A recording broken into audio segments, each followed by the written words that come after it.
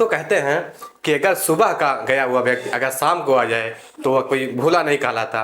ऐसे ही एक लड़के की कहानी है जिसका नाम जय होता है। उम्र लगभग 25 साल के आसपास होती है। वह एक ट्रेन की बोगी में सफर कर रहा था। ऊपर वाली सीट पर सोया हुआ था। ट्रेन रुकती है, रुकने के बाद जब चलती है तो उसकी आंखें खुल जाती हैं। आंखें खुलने के बाद जब वो देखता है तो नीचे वाली सीट पर उसकी पत्नी, जो 5 साल पहले उससे तलाक ले चुकी थी, वही बैठी हुई थी। उसे देखकर वह देखता ही रह जाता है, क्योंकि जब तलाक हुई थी तो वह बहुत खूबसूरत थी, बहुत ही तंदुरुस्त हुआ करती थी। लेकिन अब उसका जो शरीर है वह सूख कर एकदम काटा हो चुका था और एक कम पैसे वाली सूट पहनी हुई थी। जैसे उसको लगता था कि उसका कुछ खो गया है। मनीषा ने जब देखा, अकस्मात उसकी भी नज़र जब उस पर पड़ती है तो वह अपनी नज़र खिड़की की तरफ मोड़ लेती है। उसके बाद में वह लड़का जो जय होता है ऊपर से नीचे आता है। उसकी पत्नी मनीषा बैठी होती है, उसके पास एक लड़का बैठा होता है। उससे कहता है, भाई आप ऊपर वाली सीट पर जा सकते हैं। तो वह लड़का मान जाता है और ऊपर वाली सीट पर चला जाता है। जब मनीषा बैठने के बाद पूछता है कि आप इस हालत में क्या कर रही है, क्या दशा हो गया है, क्या आपने अभी तक कोई शादी नहीं की? तो थोड़ी देर बाद मनीषा कहती है नहीं तो मनीषा भी कहती है क्या आपने शादी कर ली? वो भी मना कर देता है अभी नहीं। लेकिन थोड़ी देर के लिए दोनों मौन रहते हैं। मौन रहने के बाद जब फिर जय से रुका नहीं जाता, वह पूछता है तुम्हारी दशा क्या हो रही है, आप कहाँ जा रही हो? तो मनीषा कहती है कि वहाँ पर मेरा भाई रहता है, माँ की तबीयत बहुत ज़्यादा ख़राब है, मैं कानपुर माँ को देखने जा रही हूँ। आप कहाँ जा रहे हो? वह कहता है कि मैं भी कानपुर जा रहा हूँ किसी काम के सिलसिले में। बातें चलती रहती हैं। थोड़ी देर बाद क्या होता है कि एक चना बेचने वाला आता है, उसी जगह पर आता है। जय उससे अपने पास बुलाता है और बुलाने के बाद कहता है क्या आप चना खाओगी? पहले वह मना करती है, नहीं मैं नहीं खाऊंगी। जय कहता है चना खा लो, इससे क्या होता है? तो दोस्तों गुड मॉर्निंग, नमस्कार, सत श्री अकाल। एक बार फिर से आता हूँ हम लोग का स्वागत है स्टोरी बाई क्राइम 100 की इस एपिसोड में। उम्मीद है कि पूरी फैमिली अच्छी होगी, अपना और अपनों का ख्याल रख रही होगी। दोस्तों आज की जो सच्ची घटना मैं आपको सुनाने जा रहा हूँ वह उत्तर प्रदेश का एक शहर है कानपुर, वहीं की है। दरअसल जब वह जय सोच समझकर वो लड़की कहने लगती है कि चना खा लेंगे लेकिन एक शर्त होगी। जय कहता है शर्त क्या होगी? वह कहती है कि चने के पैसे मैं खुद दूंगी। वह कहता है कोई बात नहीं है, आप ही देना।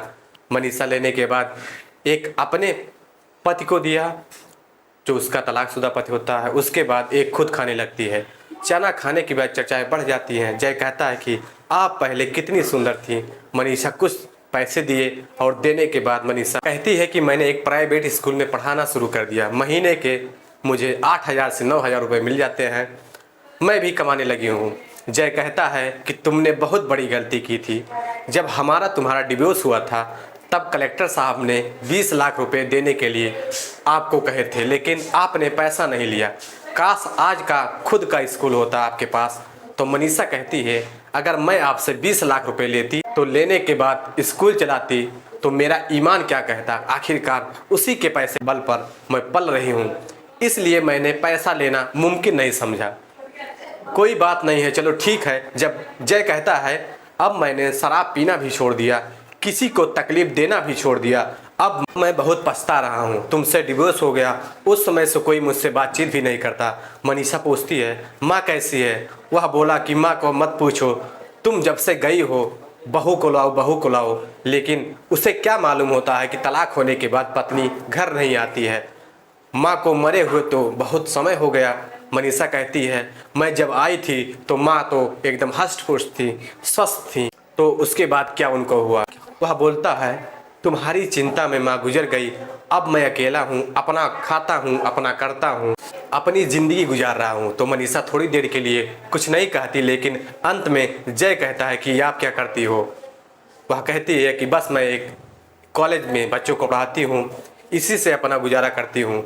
जय बोला हमसे बहुत भूल हो गई, जो हमने आपको ज़्यादा समझ नहीं पाया, आपकी हर समस्या का समाधान मैंने दूसरों की तरफ निकाला, इसलिए इतनी दूरियां बढ़ जाती हैं।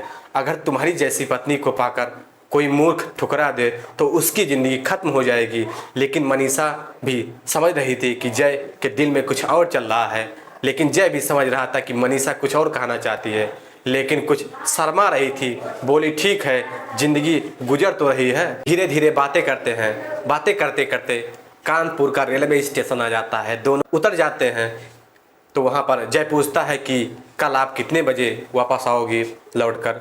वह बोलती है कि रात में तो माँ के पास ही रहना पड़ेगा, सुबह लगभग 10 बजे के आसपास मैं आऊँगी।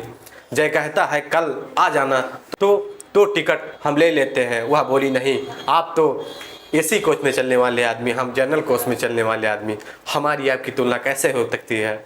वह वहाँ से चली जाती है, कहती है ठीक है, मैं कल 10 बजे यहाँ मिलूँगी। अब जय चला जाता है। जय को अपना काम करना होता है, अपना शेड्यूल बदल लेता है। बदलने के बाद वो काम पर लग जाता है और 9 बजे रेलवे स्टेशन पर आ जाता है। लेकिन जो मनीषा होती है वह 10 बजे आती है। 10 बजे आने के बाद जय से मनीषा मिलती है, पूछती है कि आप कब आए। वह बोला आपके इंतज़ार में 1 घंटे से यहाँ इंतज़ार कर रहा हूँ। ट्रेन को आने में लगभग 1 घंटे बाकी होता है। जय ने 2 टिकट लिए हुए थे, कहा बस मना मत करना, मैंने 2 टिकट खरीदे हैं और आप ज़्यादा शर्मिंदगी मत करो, आओ कुल्फ़ी खाते हैं। तो वह कहती आपकी हर कमजोरी की दवा कुल्फ़ी ही होती है। दोनों खाते हैं। उसके बाद ट्रेन आ जाती है। जब ट्रेन आती है, ट्रेन आने के बाद में दोनों बैठ जाते हैं, कुल्फ़ी लेते हैं, दोनों कुल्फ़ी खाते हैं। उसके बाद में ट्रेन आ जाती है। जब ट्रेन आती है, ट्रेन के अंदर दोनों बैठ जाते हैं। बैठने के बाद अपनी बातें करते रहते हैं। जय पूछता है तुम्हारी माँ ठीक है। वह बोलती है माँ तो ठीक है, तबीयत में कुछ सुधार आया है और माँ अब सही है। अब अपने घर जा रहे थे दोनों। ऐसे बातें करते करते जय कहता है कि अब ठीक ठाक चल रहा है, इस समय मैंने शराब पीना भी छोड़ दिया, अब मैं किसी को परेशान भी नहीं करता। मनीषा कहती है आप पहले नहीं पीते तो यह समस्या भी नहीं आती। 5 साल आपके साथ रही और यह समस्या सामने आई थी। बस आपने मेरी बात पहले मान लिया था। मैं बार बार आपको समझाती रहती थी, लेकिन आपने पीना नहीं छोड़ा और हमें टार्चर करते रहते। आपके चलते मेरे 2 बच्चे का गर्भपात हुआ। आज एक बेटा लगभग उसकी उम्र 9 साल के पास आसपास होती और एक बच्चे की उम्र लगभग 5 साल होता। यह बात सुनकर जो जय होता है वह गदगद हो जाता है, कहने लगता है मुझे नहीं मालूम था, बड़ी भूल हो गई, अपने को बड़ा पछतावा हो रहा है। मनीषा भी बैठी हुई थी, जय के कंधे पर अपना सर रखकर रो रही थी जैसे कोई बच्चा रो रहा हो। रोने के बाद धीरे धीरे जहां मनीषा को उतरना था वह जगह आ जाती है। जय कहता है कि तुम्हारी स्टेशन आ चुकी है, लेकिन मनीषा को तो उतरना ही नहीं था। वह एक नए सफ़र की शुरुआत में थी, एक नई ज़िंदगी की शुरुआत में थी। अब इस जगह पर वह उतरना भी नहीं चाहती थी। वह बोलती है अब मैं अपने मैके नहीं जाऊंगी, केवल हमें अपने ससुराल जाना है, आपके साथ चलना है। यही सोच करके जय और मनीषा दोनों चलते हैं और जय का जहाँ घर होता है वहाँ का एक स्टेशन होता है, वहाँ पर दोनों उतरते हैं। उतरने के बाद मनीषा अपने पति के साथ जो 5 साल से डिवोर्स के चक्कर में घूम रहे थे, उनका तलाक हो चुका था, वह दोनों का मिलन हो जाता है। दोनों बड़ी प्यार और दोनों वहीं रहने लगते हैं। तो दोस्तों कहानी कैसी लगी आप लोग कमेंट सेक्शन में ज़रूर बताएं। अगर चैनल पे नए हैं तो चैनल को सब्सक्राइब करें, शेयर करें और ज़्यादा से ज़्यादा लाइक करें ताकि हमें भी मोटिवेशन मिलता रहे। तब तक के लिए जय हिंद, जय भारत।